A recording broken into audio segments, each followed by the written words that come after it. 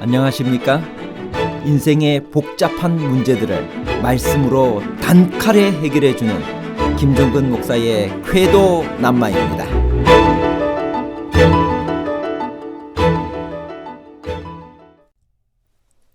하늘의 미래에 관한 예수님의 유명한 말씀의 의미는 무엇인가요? 자기 희생의 법칙은 자기 보존의 법칙이다라는 말의 의미는 무엇인가요?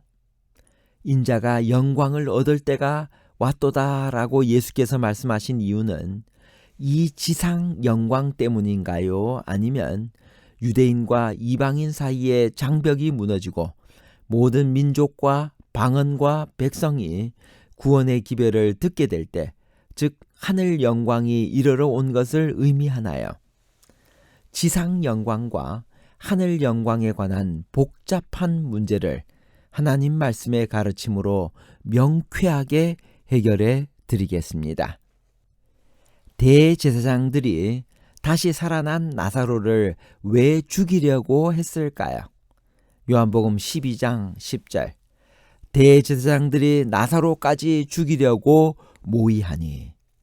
대제사장들은 사두개인들이었습니다. 나사로가 살아서 돌아다니는 것은 부활을 믿지 않는 사두개인들에게는 치명적 타격이었습니다.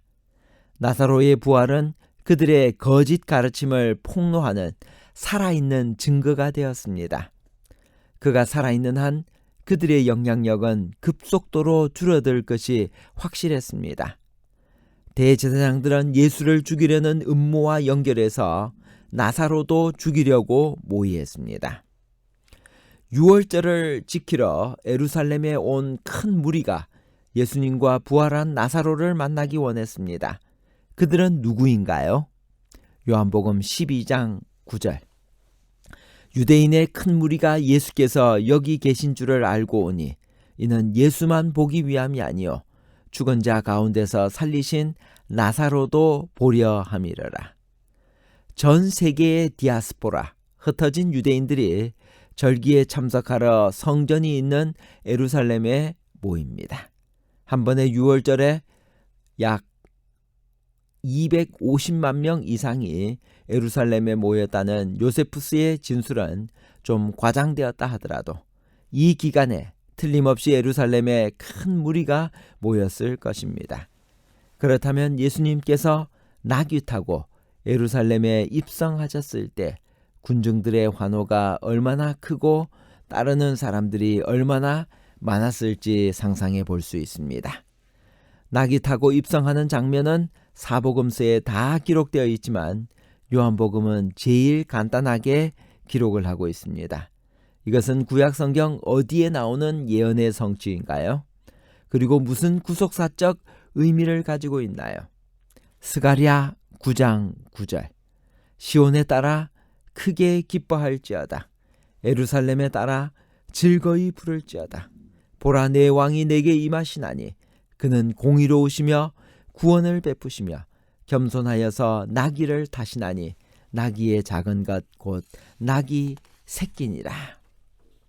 순환주간의 첫날 예수님의 예루살렘 입성은 구속사의 모든 의미가 함축되고 표출된 중대 사건이었습니다.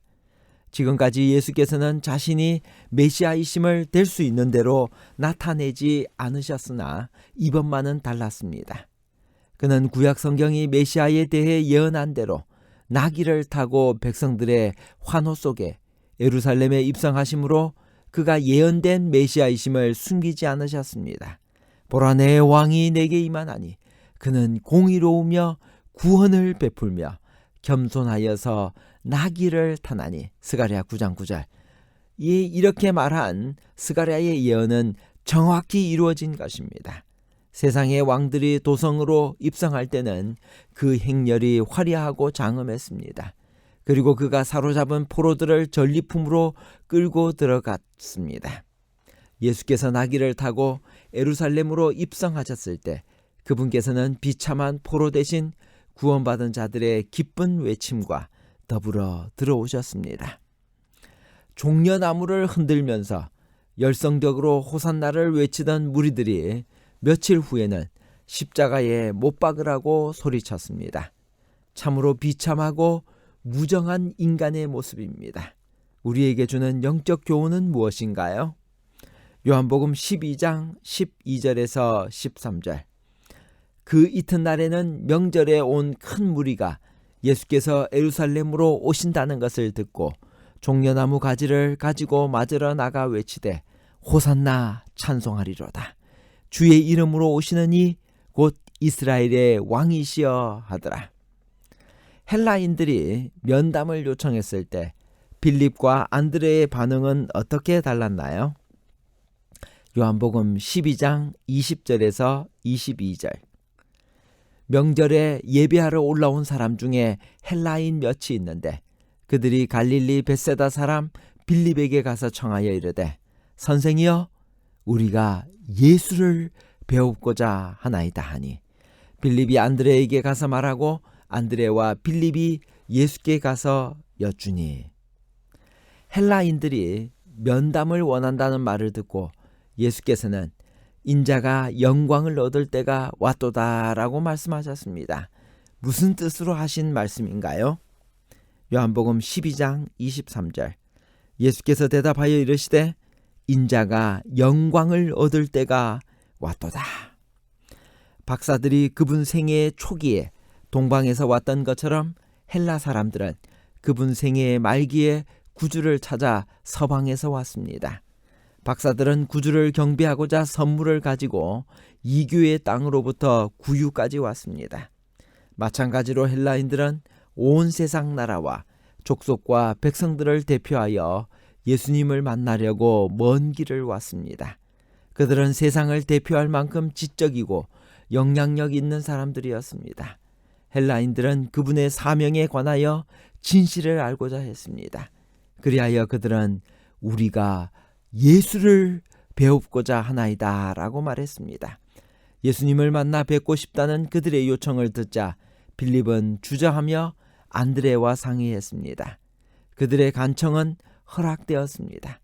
찾아온 헬라인들을 보시고 예수께서는 그의 사명이 이제 막바지에 이르렀고 영광을 얻으실 때가 이르렀다는 것을 아셨습니다. 그분은 유대인과 이방인 사이의 장벽이 무너지고 모든 민족과 방언과 백성이 구원의 기별을 듣게 될 때가 이르러 온 것을 보셨습니다. 때가 왔다. 무슨 때일까요? 지금은 그의 죽음의 때가, 예수님의 죽음의 때가 가까이 이른 것입니다. 십자가에 달리는 날까지 이제는 나흘밖에 남지 않았습니다.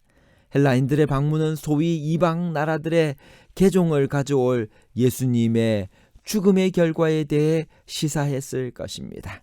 시대의 소망 622페이지에서는 이렇게 말씀하십니다. 그리스도께서 영광을 얻으실 때가 이르렀다.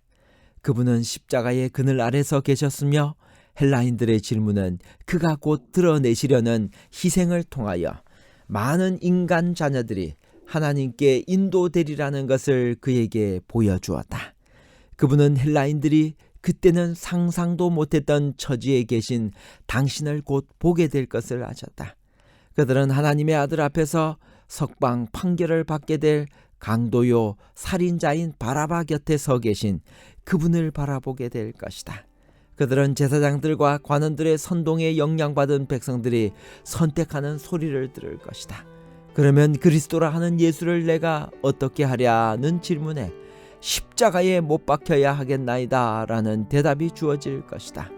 인간의 죄를 위한 화목제물이 되심으로써 그분의 왕국은 완전하게 되고 다시 온 세상에 퍼져나갈 것을 그리스도께서는 아셨다. 그분은 회복자로서 일하실 것이며 그분의 심령을 각처에 부어주시는 바 될 것이다. 잠시 그분은 장례를 내다보셨고 온 세상 각처에서 보라 세상 죄를 지고 가는 하나님의 어린 양이로다 라고 전파되는 음성을 들으셨다. 그분은 유대인과 이방인 사이의 장벽이 무너지고 모든 민족과 방언과 백성이 구원의 기별을 듣게 될 때 이러한 이방인들 가운데서 위대한 수학의 결실이 있을 것을 보셨다. 그분은 이러한 일에 대한 기대, 즉 그분의 소망의 성취를 인자의 영광을 얻을 때가 왔도다라는 말로 표현하셨다. 그러나 그리스도께서는 이러한 영광을 입으시는 방법에 대하여 잊으신 적이 결코 없었다. 다가오는 그분의 죽으심 뒤에 이방인들을 모으는 일이 있을 것이었다. 오직 그분의 죽으심을 통해서만 세계는 구원을 받을 수가 있었다. 시대소망 623페이지. 자기 희생의 법칙은 자기 보존의 법칙이다. 결론입니다. 첫 번째, 인자가 영광을 얻을 때가 왔도다라고 예수께서 말씀하신 이유는 이 지상 영광 때문이 아니라 유대인과 이방인 사이의 장벽이 무너지고 모든 민족과 방언과 백성이 구원의 기별을 듣게 될 때, 즉 하늘 영광이 이르러 온 것을 의미합니다. 둘째, 자기 희생의 법칙은 자기 보존의 법칙입니다. 셋째, 하늘에서 3번의 소리가 들렸는데 예수가 침례받을 때 변화산에서 예수님의 기도의 응답으로 하늘에서 소리가 났습니다. 감사합니다.